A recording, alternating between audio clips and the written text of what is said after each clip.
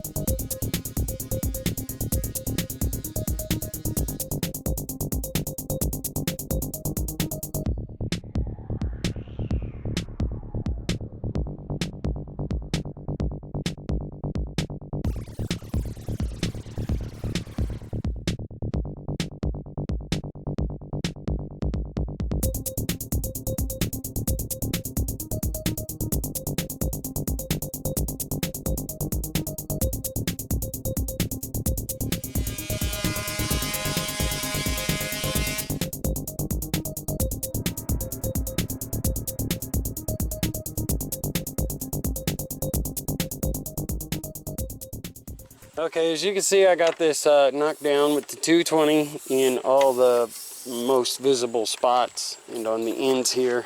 I'm going to end up from this line down. I'm just going to paint this valley. I'm also going to paint this, paint this plate here, and then I probably will repaint this as well.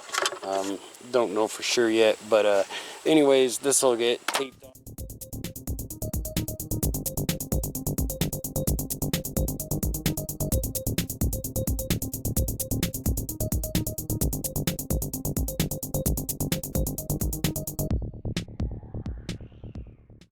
Okay, it's kind of hard to see with just the one light, but if you can tell, even after the first sanding of the 220, it's actually starting to shine up quite well. So I just wanted to show you that real quick, and I'll show you each layer as I go along. The next one will be 320, so I can show you what it looks like after I get done with that.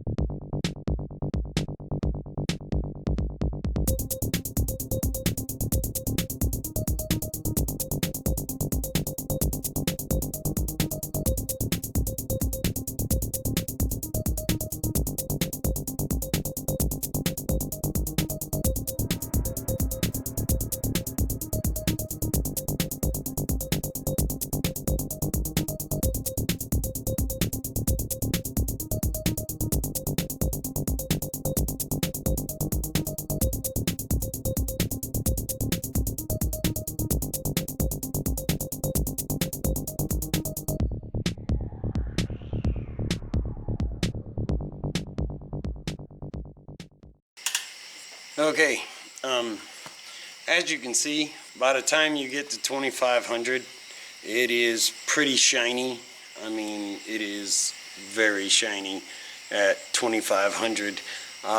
If I had it, I would probably go to about 3500, but I think I'll get pretty good results buffing it at 2500. So actually, if you decide to take this task on, it is a process. It takes a while, so just be patient. What I'm going to be using is the Turtle Wax rubbing compound. It's pretty much the same thing as your polishing compound.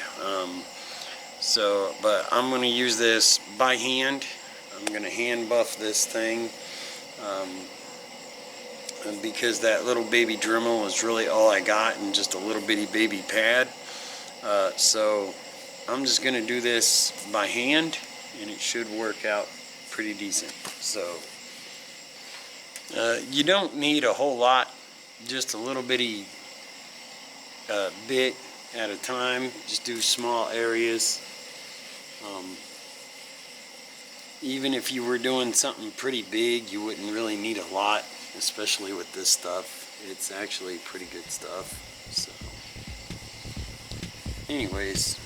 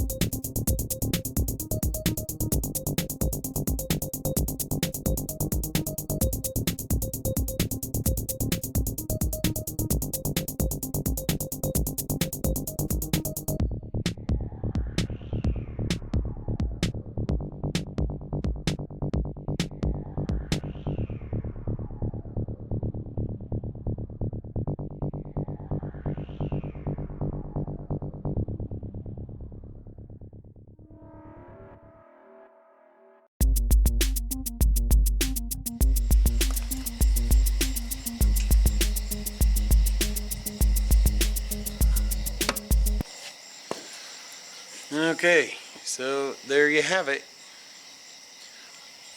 The polishing part is done.